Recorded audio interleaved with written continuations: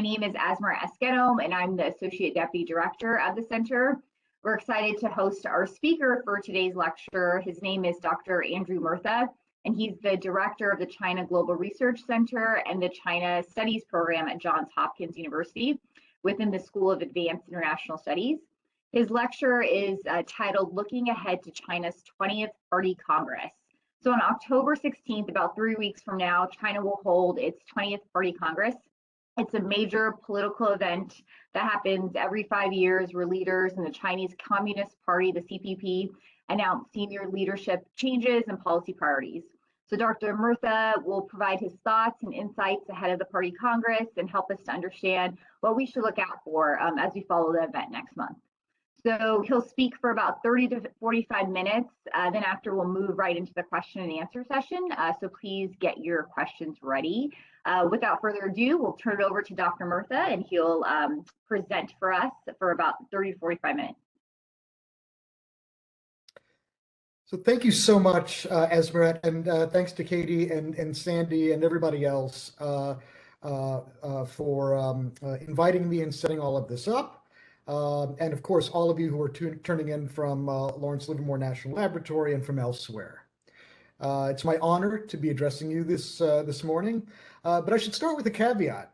My focus on China and Chinese politics is through the lens of understanding its bureaucracy and institutions, rather than the career pathways of individuals at the very top. So just as to a hammer, everything looks like a nail, to me, the answer to every question about Chinese politics involves the Chinese bureaucracy. This means that what I'll be presenting today may seem a bit different from what other colleagues who focus on Chinese elite politics might offer. That doesn't necessarily mean that what I present is necessarily incompatible from these other approaches, but rather that it provides a different perspective. And I hope you find it useful. So I was given 3 questions as prompts, and my responses to them or my attempts at avoiding having to respond to them directly form the basis of my talk today. So if I can have the next slide, please. They are, will President Xi Jinping secure a 3rd term and consolidate his power further by influencing the appointment of political allies to top positions?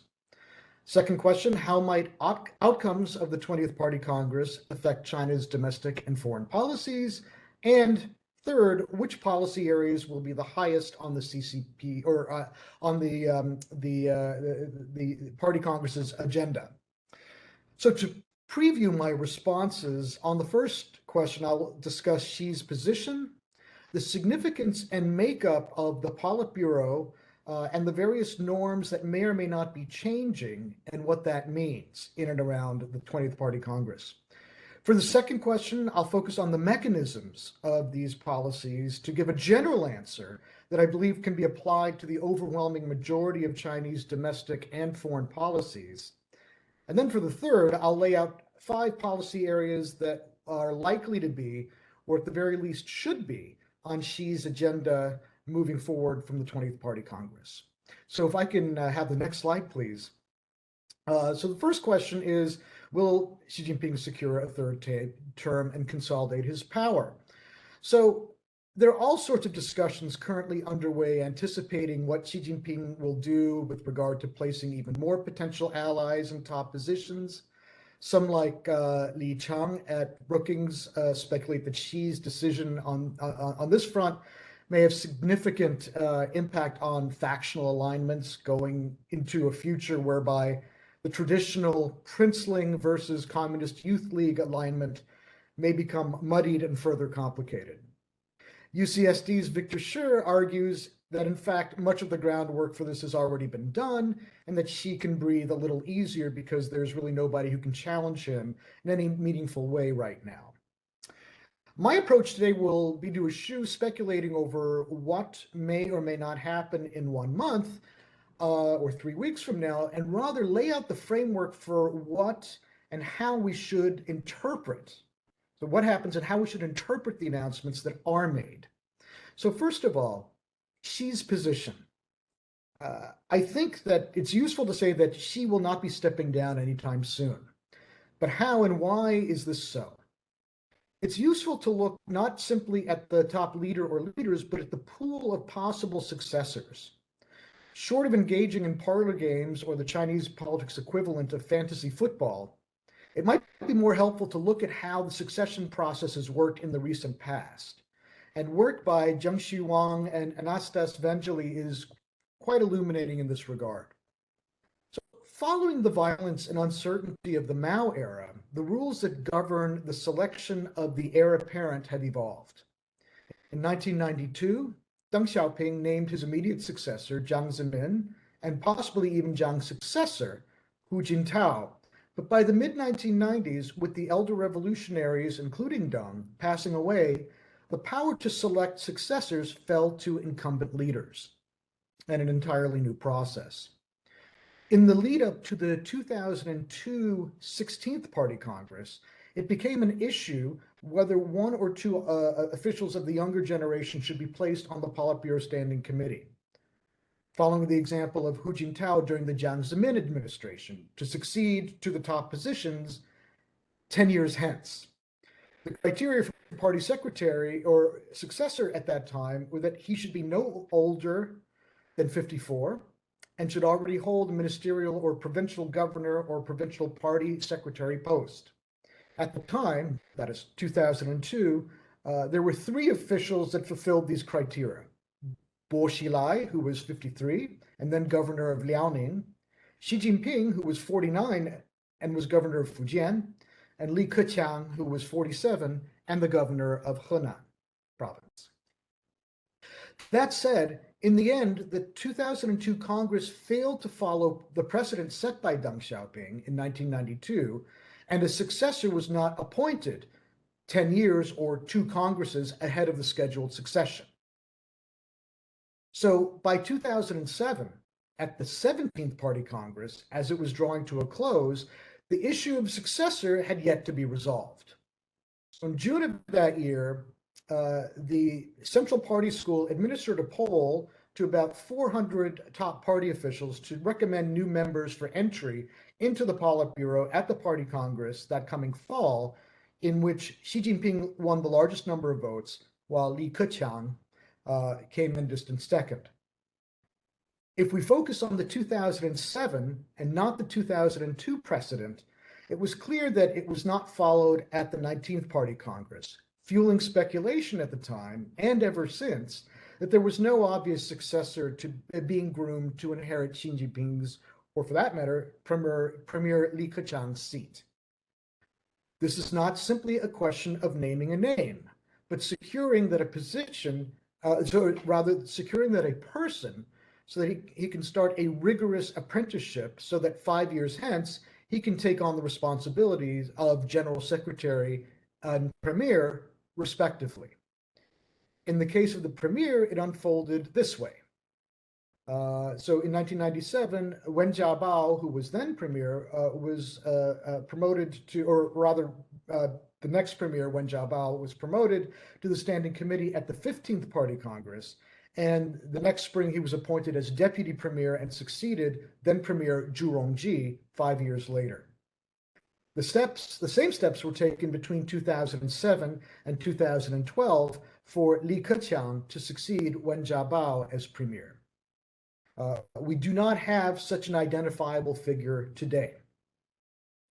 But the selection process for the party secretary is considerably more elaborate. So the premier is the head of the Chinese government. The party secretary is the head of the Chinese Communist Party.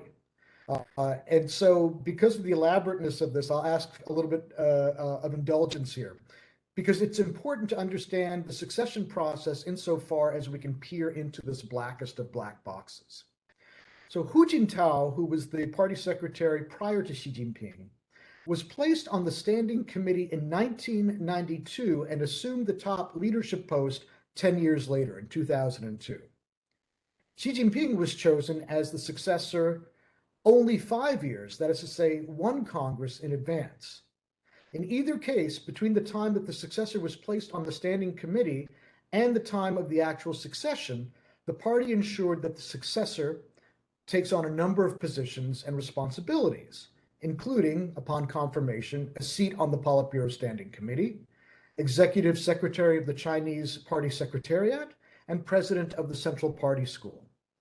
These, when taken together, endow the successor with full range of party powers, most notably the power of personnel and cadre appointment. In the Spring People's Congress that follows the following calendar year in February, March, after the heir starts sitting on the standing committee of the Politburo, he is elected deputy state president.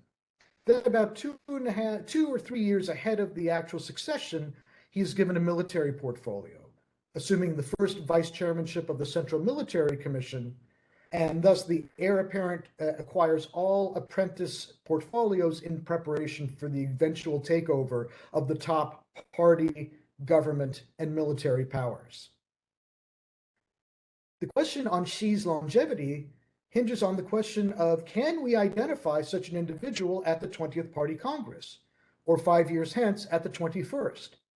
If not, then we may begin speculating on Xi securing a possible 4th term. If I can ask for the next slide. Thank you. So the second aspect that I wanted to look at here is the makeup of the Politburo, and not simply the Politburo Standing Committee. The Politburo Standing Committee is the locus of power in China, from which all other power emanates. It controls the government because the premier, the head of government, is on the Politburo Standing Committee, but is always, with one exception, Hua Guofeng in the late 1970s, subordinate to the general secretary in terms of his party rank. The military also reports to the party and not to the government. The interesting question here will be who besides Xi will secure a 3rd term in office, or failing that, who will be moved around from one position to another. So in 1997, or following 1997, Li Peng was moved from premier to chairman of the National People's Congress, thus remaining on the Politburo Standing Committee, but retaining a post of less influence. The makeup of the Politburo Standing Committee beyond the top 4 spots, that is the Chinese Communist Party General Secretary, the government premier, the chairman of the National People's Congress, and the chairman of the Chinese People's Consultative Conference, respectively, will be interesting not only for which individuals will occupy them, that is, what factions of networks they represent, but also because of their previous and concurrent policy portfolios. And this last point is even more striking with regard to the Politburo more generally. The Politburo represents the priorities of the regime by which the individuals sit on the body, as well as their concurrent or past professional responsibilities. This is not necessarily representative of China or Chinese society, but it is representative of the priorities that make up what is somewhat nebulously called the Chinese national interest from the point of view of its top leaders. Traditionally, the leaders of China's 4 provincial level municipalities, that is Beijing, Shanghai, Tianjin, and Chongqing, sit on the Politburo. But beyond these individuals, it is more variable, and thus the composition of this larger group can tell us a great deal. Currently, that is, for the next month or so, these individuals include those who represent primarily party organizations, including Ding Xuexiang, Sun Chunlan, and Chen Xi, as well as Huang Kunming. Ding is from the Chinese Communist Party General Office. Sun represents the United Front Department and had done party work in Fujian Province, which is right across the straits from Taiwan. Chen Xi represents the most important party entity, the Chinese Communist Party Organization Department, and Huang Kunming represents the propaganda, recently renamed, in English anyway, Publicity Department. Hu Chunhua represents the Communist Youth League constituency, which was far more dominant in the past under Hu Jintao and Hu Yaobang than is the case right now. So these people represent the party. The military is represented by 2 individuals, Xu Qiliang and Zhang Youxia. The 2 non-traditional, regionally based provincial party secretaries, Li Xi of Liaoning Province and Chen Quanguo, recently in charge of the Xinjiang Autonomous Region, represent a focus on the Korean Peninsula, which shares a border with Liaoning, and the ongoing crackdown in Xinjiang and the preoccupation with ethnic separatism. Finally, there are 5 functionally based members representing the policy priorities of Xi Jinping's second term in office. Wang Chun represents the Internet Information Office, a new but increasingly important entity in China. Liu He represents trade, a key node of China's foreign policy. Yang Jiechi is a key leader in foreign policy and in particular maritime affairs, which, as we are seeing with the South China Sea, won't be abating anytime soon. And Yang Xiaodu is an important leader in the anti-corruption bureaucracy, while Guo Shengkun holds a law and order portfolio. Things to look out for is the degree to which national level officials holding a science and technology portfolios, as well as with the public health background, are elevated to the Politburo or even to the Politburo Standing Committee at the 20th Party Congress. Those with science and technology portfolios would further signal China's commitment to becoming a leader in high tech, while elevating officials with a public health background would provide a welcome suggestion that China is prioritizing public health, which has been chronically underfunded, an inconvenient truth that came out in the early days of the COVID outbreak before it became a pandemic. Can I ask for the next slide, please? Okay. Oh, I'm sorry. Can I go back to the previous slide, if you don't mind? Thank you. Yeah, so norms, the final answer to the first question are what norms are potentially under stress? And I'm going to talk about 4 of them. Term limits, retired top-tier cadres, age requirements, and Chinese Communist Party / government relations, which will segue hopefully seamlessly into the next section. So in terms of the term limits, in 1992, a power succession formally took place between Deng Xiaoping's so-called second generation of leaders and the third that was headed by Jiang Zemin, marking the first orderly pre-mortem leadership succession in the party's history. In 2002, with the fourth generation headed by Hu Jintao replacing the third generation, and 10 years later, the fifth generation headed by Xi Jinping replacing the fourth. So why is this important? It underscores the fact that presidential term limits of 2 terms of exactly 5 years each prior to Xi occurred exactly once in China, that is, with Hu Jintao's tenure.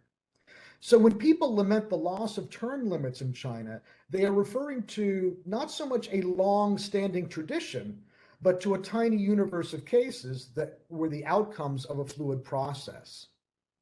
That said, Xi's dismantling of term limits is cause for concern. As Jeff Bader argues, we should keep the following in mind. Deng Xiaoping put the limits in place in the 1980s as part of his effort to ensure that China would never again be subjected to a crushing dictatorship like that of Mao Zedong, as well as the turmoil that it occasioned. It would also be a huge challenge for the leadership to maintain limits for the tenure of other officials. Party veterans in the future may well point to Xi's defiance of the age limit and assert their right to continue power. Deng's system to ensure a rotation of officials in leadership positions will be very much in peril if this happens. It will also likely mean an even greater centralization of decision-making and sluggishness in getting important matters resolved. Because of lower-ranking officials, always cautious, will be even more hesitant to stick their necks out to decide consequential as well as inconsequential matters, knowing that the power at the very top is even more concentrated than before. Officials will wait for guidance rather than offering suggestions, and internal party dissent will, in Bader's words, quote, shrivel away and be replaced by fawning demonstrations of loyalty. So seen as the finger in the dike of keeping other norms intact, term limits are actually a fairly big deal. Second norm is that of retired top-tier cadres. Another thing to keep in mind is that an even more unnerving breaking of norms than that of dispensing of term limits is that of arresting a leader at the Politburo and Politburo Standing Committee level, as occurred with the arrest, trial, conviction, and imprisonment of Zhou Yongkang, a process that began in 2014. What this means is that anybody at the very top of the system is a potential target for charges of, quote, serious disciplinary violations and subject to the same treatment, even potentially, albeit unlikely, Xi Jinping himself, if the political tide turns against him, as he has, one, opened the door, and two, made many enemies in China. So that's another problematic norm, erosion of a norm. The third has to do with age requirements, and this could get very technical very quickly, so I'm going to try to avoid that and just lay it out in broad brushstrokes. So who steps off the political stage and when? That is, what determines the termination of an incumbent leader's position? An age and term-based institutional framework requires, first of all, that the top leader or top pair of leaders serve a maximum of one succession cycle, or 2 5-year terms. And second, they must be younger than the retirement age of 68 at the beginning of their second term.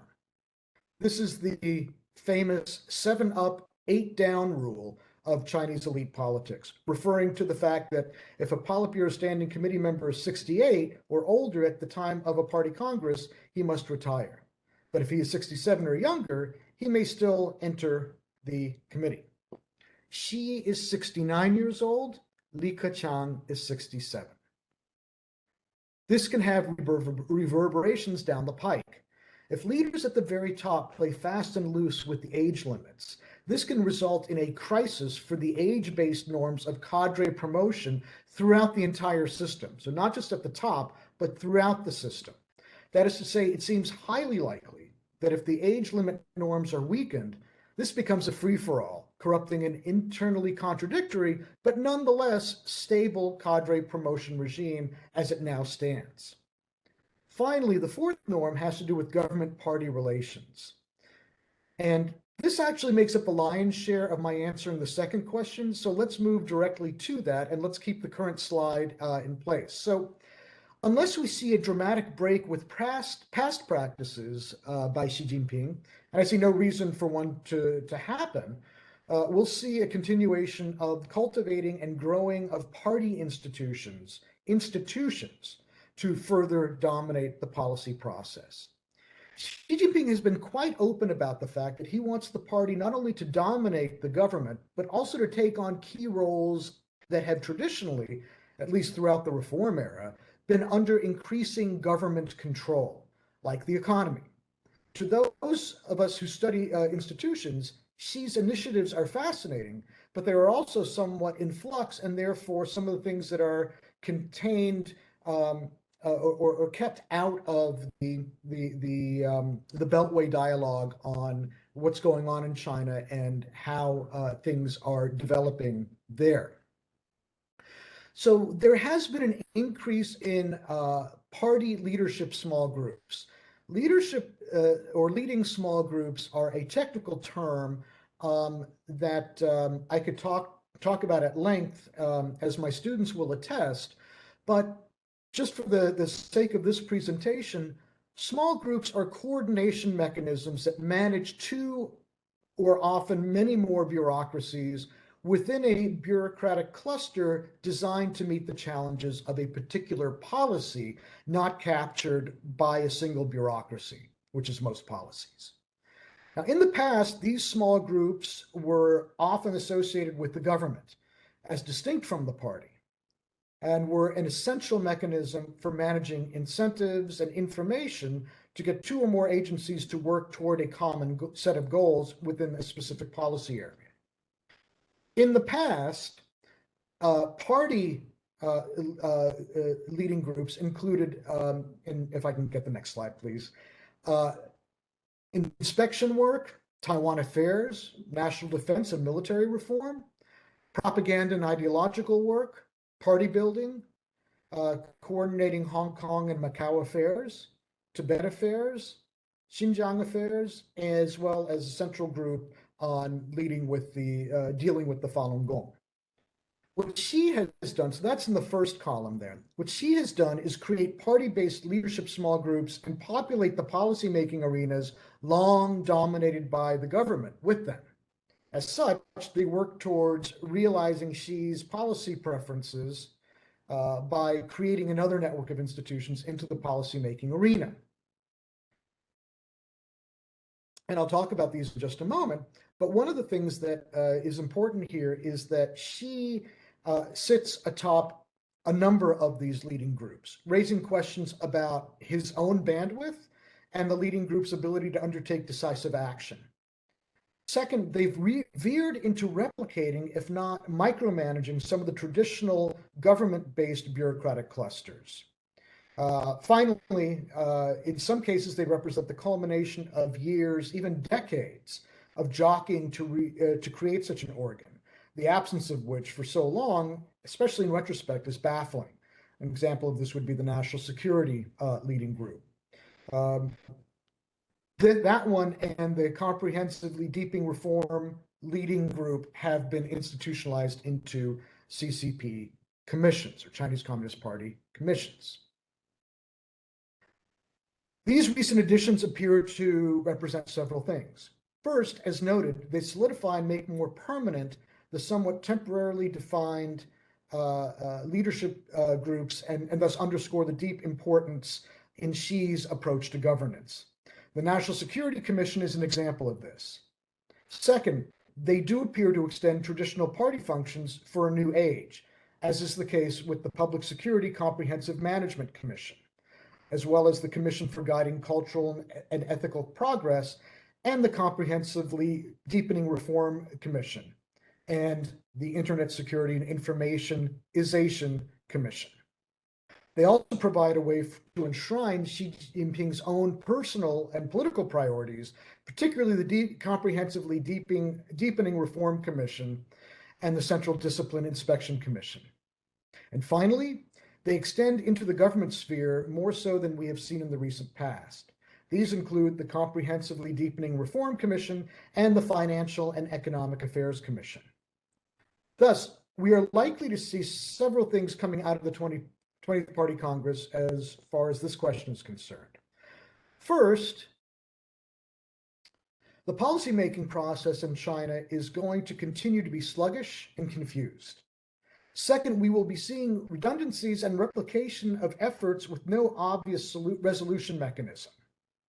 Third, and I spoke about this a bit earlier, we're likely to see even less innovation and increased risk aversion among local officials as the fear of party sanctions on cadres within the government and the party itself continue as Xi's coercive apparatus continues to monitor not only many of its citizens, but in some cases, especially its officials. And if I can ask for the next slide, please. And finally, to the third question, which policy areas will be highest on the party Congress's agenda? I don't know. I suspect that these are, or at least should be. And if they're not on the official agenda, they're certainly on the unofficial agenda. And of course, there's going to be many, many more. The real trick is going to be prioritizing, and that's something that we'll be able to start doing at the Party Congress. We'll have to wait for the next several plenary sessions to see what in fact the prioritization of them actually is. So I'd like to start with this final, more speculative section with something that I often say and then immediately complicate that. So what I often say is that 9 out of the 10 things that keep Xi Jinping awake at night are domestic in nature.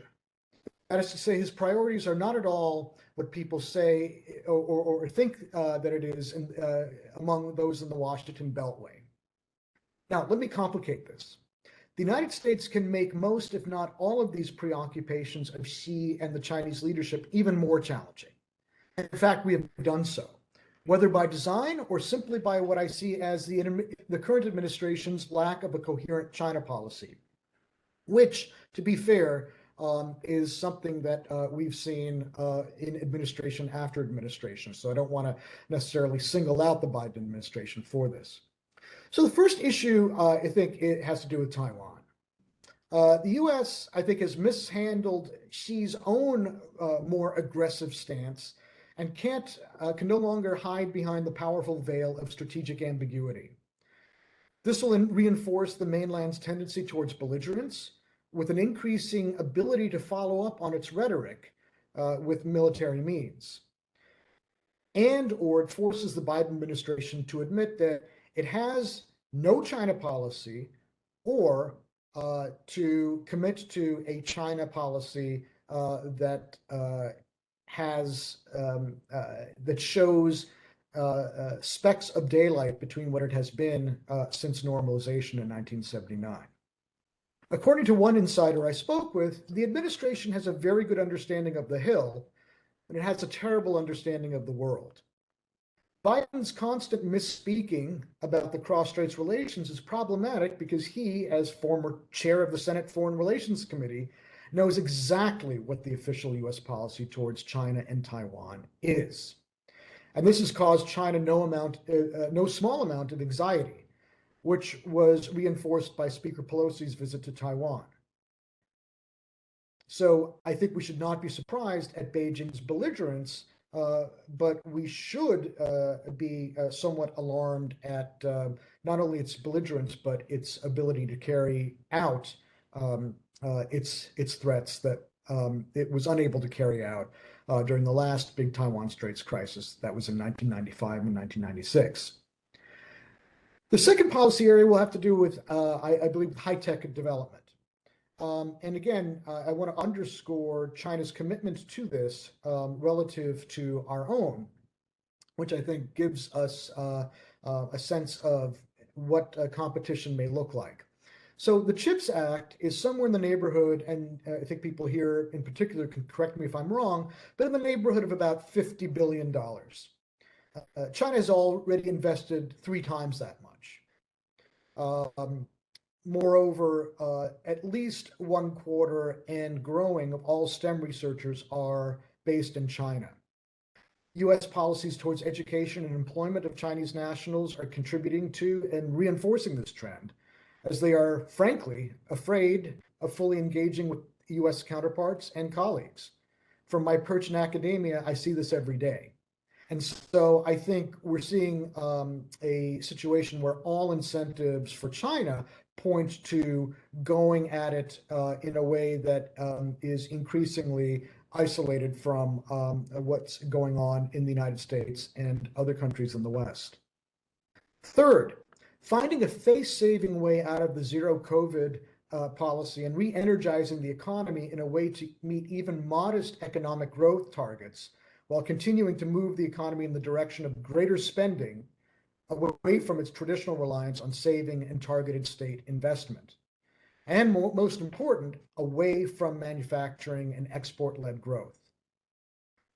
The latter has been, I think, a priority of Xi's from the get-go, but it has been twisted by events, most recently and notably by COVID. This is a Gordian knot of Xi's own making, which, again, to be fair, he inherited, but nonetheless, it's going to be very difficult for him to undo. Fourth, the environment. Given the recasting of multilateralism in the era of increased Sino-Russian cooperation and U.S. congressional inaction, there does not seem to be much of a sustained, committed effort for China or incentive for China to rein in its local leaders from continuing to engage in environmentally unfriendly practices. This is very much a case where what is global is local and vice versa. And then finally, re-energizing or recasting its Belt and Road Initiative, or BRI strategy. This is another signature Xi Jinping program that is being battered from all sides, and something that we have not heard much about over the past year. Issues ranging from Ukraine, COVID/supply chain challenges, China's soft power deficit, Beijing's inability to control its local governmental behavior abroad, which I'm very happy to talk about at length because I think that's going to be one of the biggest things to watch with BRI moving forward, as well as more high-profile defaults in places like Sri Lanka, Pakistan, and elsewhere, all bode ill for a smooth continuation of BRI. But I've gone on far, far too long. If I can have the next slide, please. I genuinely appreciate your attention, and I hope that this presentation has helped you in thinking about what to expect at the 20th Party Congress. I'll stop here. Thank you, Andrew. That was great. It was very informative.